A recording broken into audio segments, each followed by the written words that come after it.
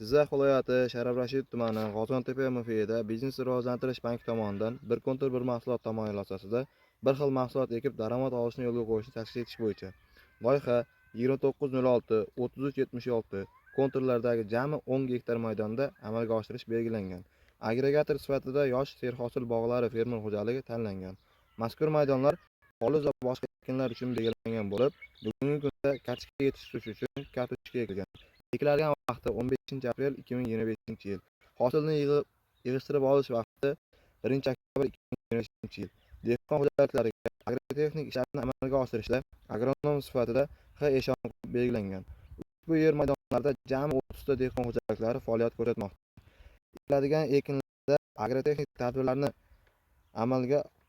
tadbirlar amalga oshirilmoqda. Kasallik